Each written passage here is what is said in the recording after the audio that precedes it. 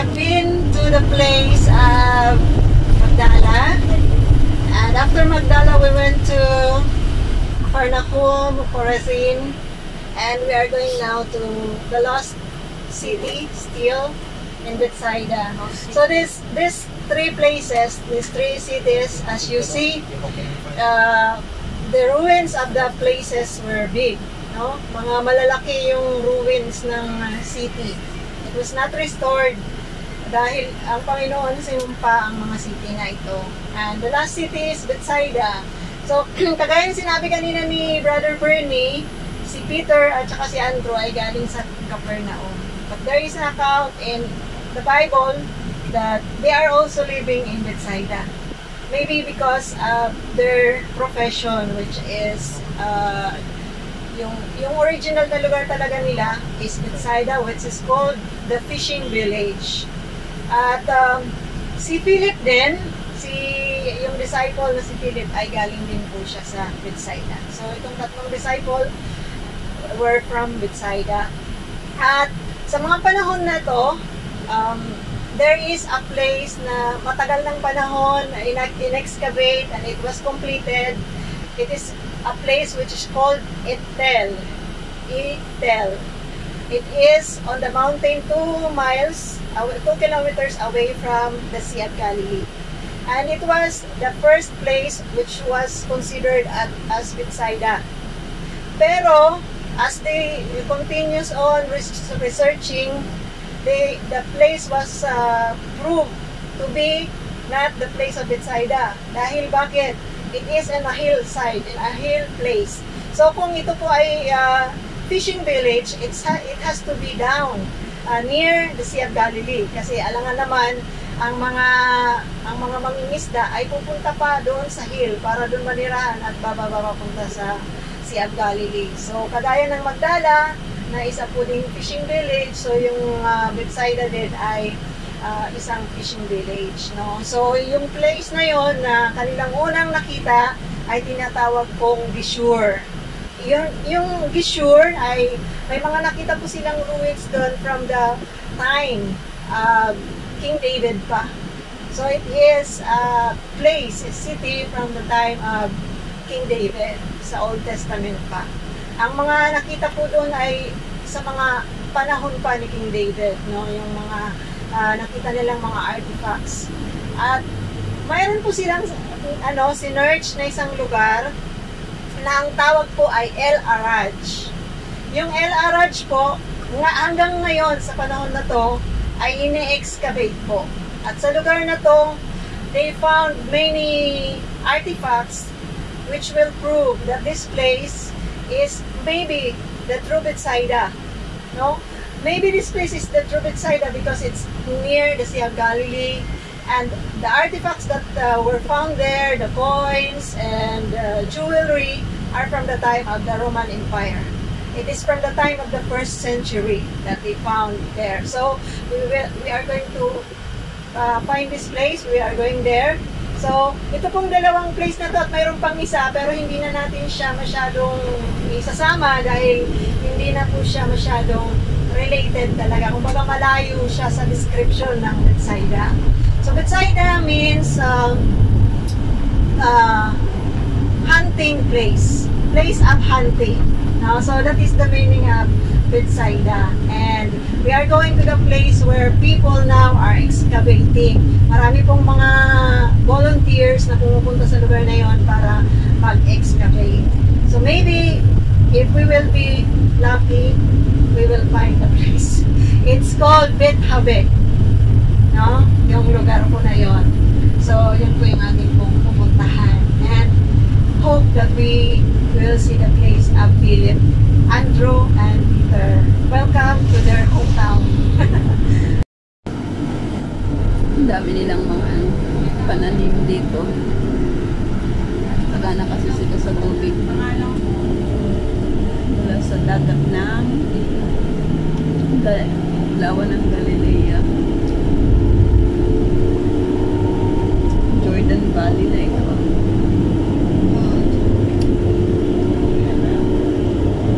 Ang dami nilang mangga, oh. Walang mangga.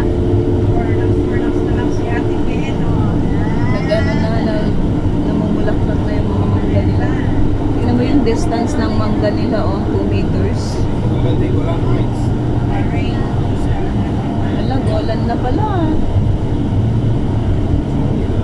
Hindi ba yung Jordan River? Wala siya. Katsrin na yan.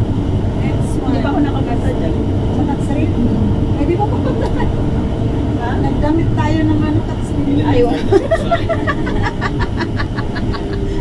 Nag-costume tayo Katsrin. Iba naman yung alam, Katsrin. Ano, Betsaida?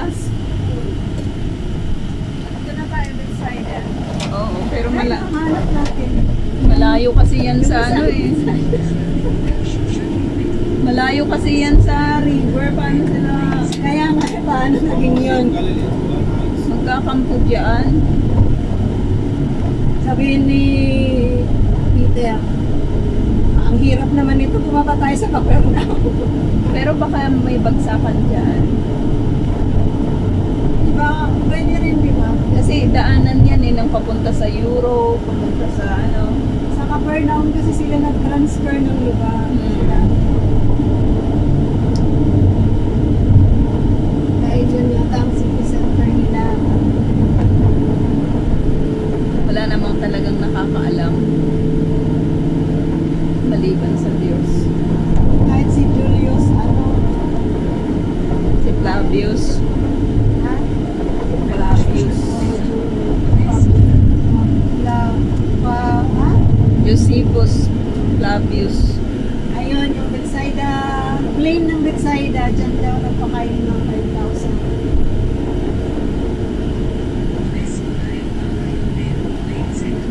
Dito na? Oo, ayan na malapit na. Pero kung ano, kung tradition ang nagsasabi. Kasi di ba pinapasa lang kasi dati yung kwento. river naman dito, probably. Saan ang Malayo river? pang wala. Akyat na tayo sa hill. Malayo siya sa river. Wala, walang bayad. May bayad? Kano? How much? Ayan o, 60. Express cup, 60 shekels. No, Mokunit prati. Autobus, No, 150. 250. Record, yeah, 150. 150? Minibus, no. Minibus is... Alles klar. Kann man sehen. No, no, no, no. No, We're now in the lost city. The Golan Tourism. Which is called Gishur. Hermon Hills, Battle Hills. Lahat pala ay nandyan. Susita. Hindi pa ako nakapunta ng Gamla, ng Susita, tapos ng N, Keshatot. Welcome to Betsaida! Dali picture dyan. Picture. Photo yung Colosseum. Put to you, Betsaida. Dali. For the mic. Welcome to Betsaida. Ito, the birthplace of the apostles. Betsaida was a major city of the biblical kingdom of Geshur, the homeland of King David's wife, Maacah, and a refuge for their son Absalom. During this period, the Sea of Galilee covered the plain below the mound.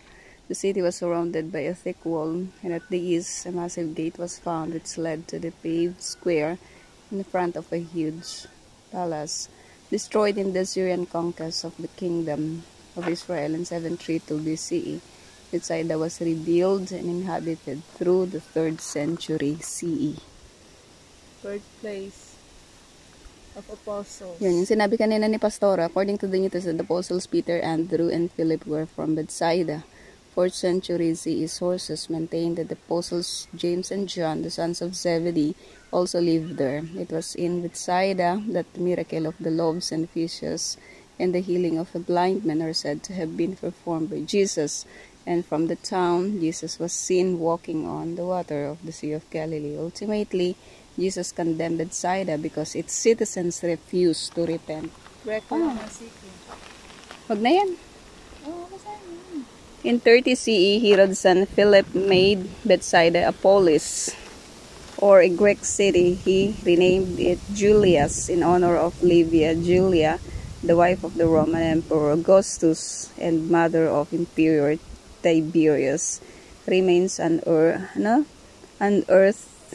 from this period include simple dwellings and what may have been a temple dedicated to the Roman imperial cult of Livia Julia.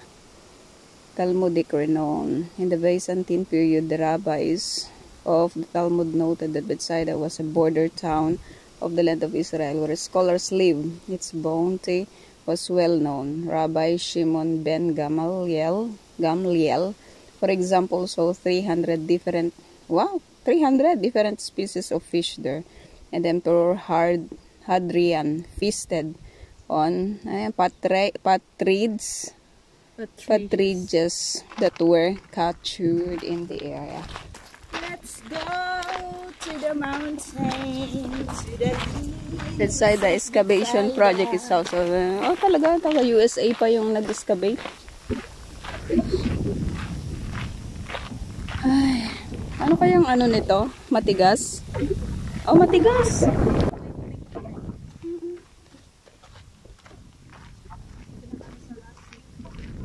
Hindi siya lost city, it was found in the one is the lost one. Layo naman ng kanilang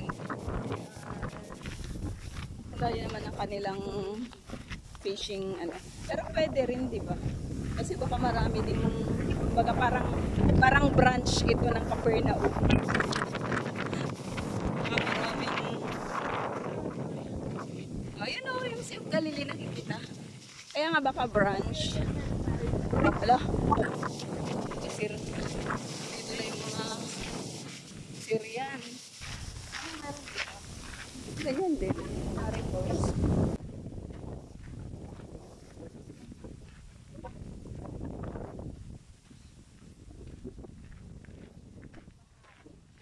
Oh, may mga... Asa na sila? Puro lang ganito. Tignan mo, nakakaawa yung lugar na ganito na wala ka man lang makikitang kahit isang nakatayo. Kumbaga kahit yung mga puno parang ayaw tumubo. Ayan o, Gara, pwede sana tayong kumuha ng mga yan o. Yung tambo-tambo nila. Mahirap ba itong kuhanin? Hindi yan Chinese bamboo. Oo, pang putol. Kasi pwede yan pang sungkit, di ba? It's a Barren City. Ito mga residents,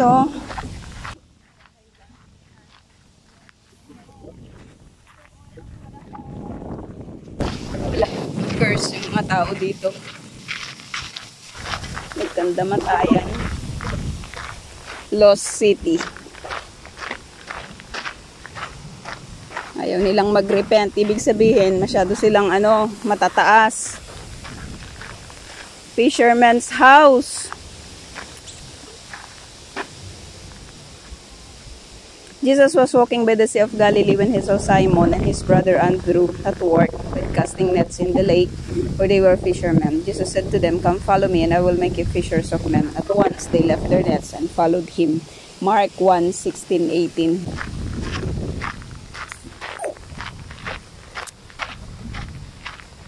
Mga bato-bato din ang kanilang tahanan.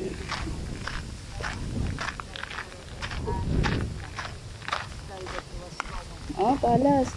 Iron Age. Courtyard that did the city gated wide entrance open.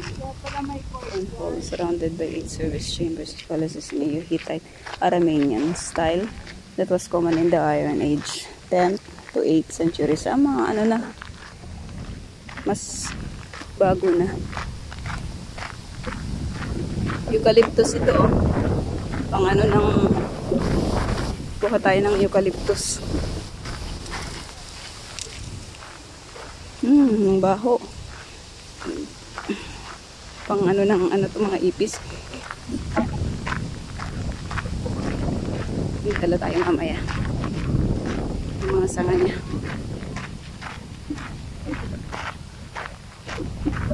Awa-awa naman yung Bethsaida. Walang-wala talaga. Ayaw kasi nilang mag-repent. Repentance pa naman ang pinaka-importante sa Lord. Yung sa Chorazin kanina, di ba? ayaw nilang makinig. Ito naman ayaw nilang mag-repel.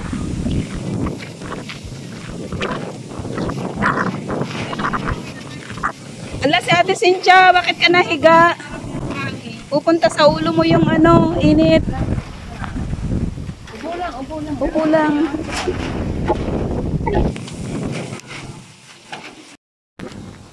Ito yung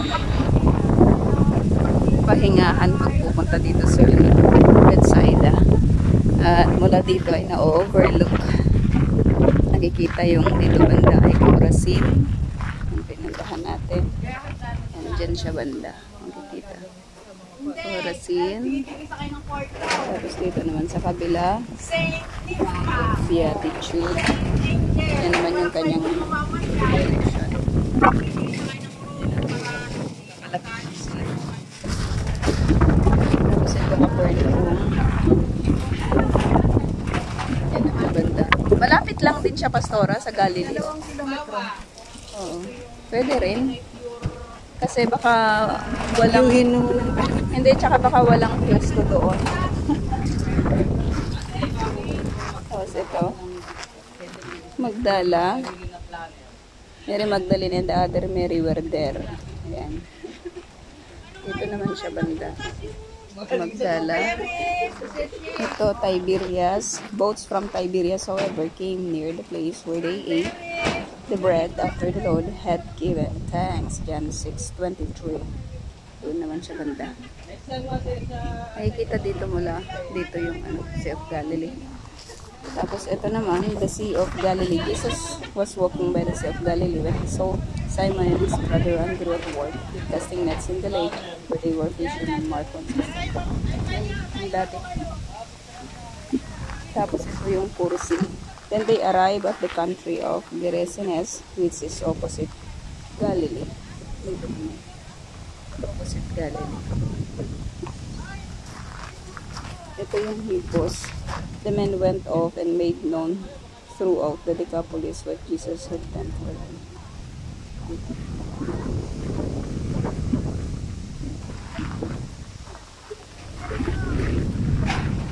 The picture taking. Wala talaga. Mas maganda pa yung Corazin, ano? Kaysa dito. Ito wala talaga, oh. Wala man lang kahit isang struktura na pwede mong masabi na nakatayo hanggang ngayon. Sacrificial high place. The inhabitants of the kingdom of Geshur were Arameans, and the high places and ritual objects reflect the religion. On the sacrificial high place were found fragments of basins, for the altars, and an incised stone depicting a crouching bull. In the pit near the high place were bones from sacrificial animals of life that Leviticus 11. High place. Ay, wet.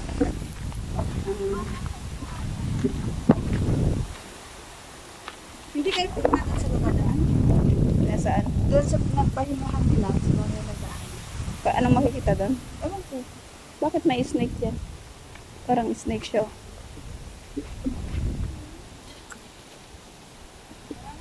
Ayan na yung tubig ba yan? Ay, hindi. Teka, samahan ko si Gara. Gusto niyang pumunta sa baba.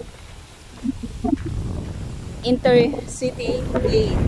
The inner city gate includes 4 chambers. 2 on each side. These chamber vessels, both the rings of the high places were kept. The other 3 chambers serve as granaries. City gate was destroyed by the Syrian king Tiglath-Pileser III in 732 BCE. Grabe, kalain mo yun. Tagal-tagal ng panahon.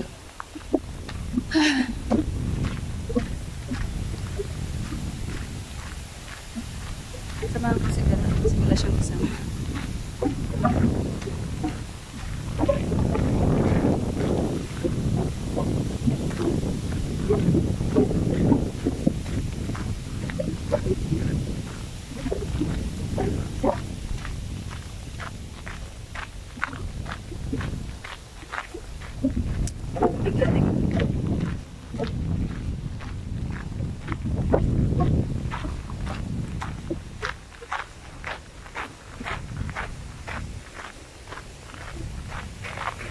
May ano rin, Doraemon. Kahit ganito lang yung ano, magawa na parang maganda rin siya. Tutugtungin lang.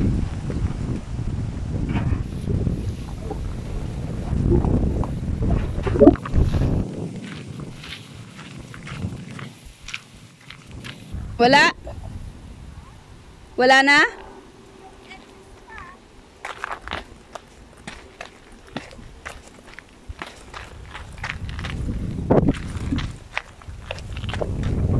Sorry ha. Kasi nagmamadali din ako. Yung oras kasi natin. 1. Kailangan nasa hadar tayo ng 3 p.m. Kasi ano to?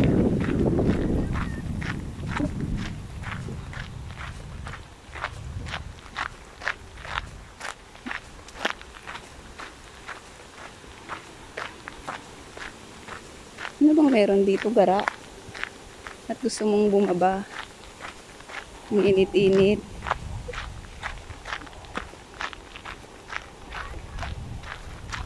Wala na?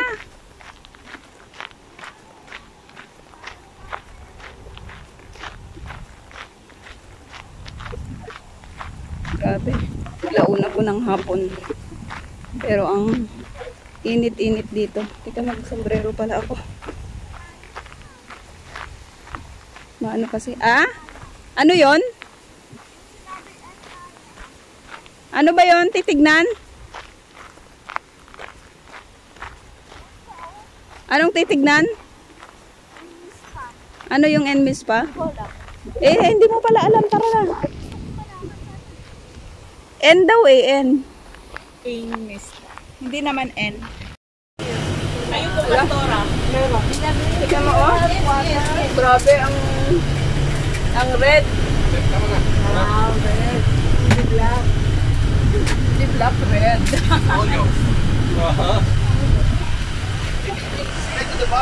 Inay, ayaw na kumain. Namo kami sa website na pauwi na minang tayo pa. Grabe. Init-init na kami. Mio! Udara pa. Tara ba? Wala.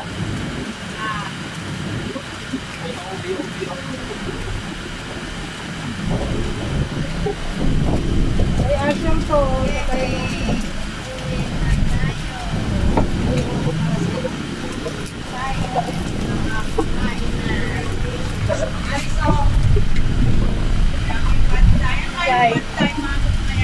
Good. I got. Come on. I'm on diet. Grabe, nasumunod ang mukha natin. Init kasi. Mga 40 degrees siguro yan.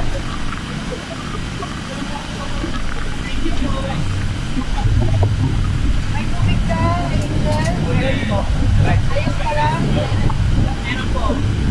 Ayos ka lang ba? Opo.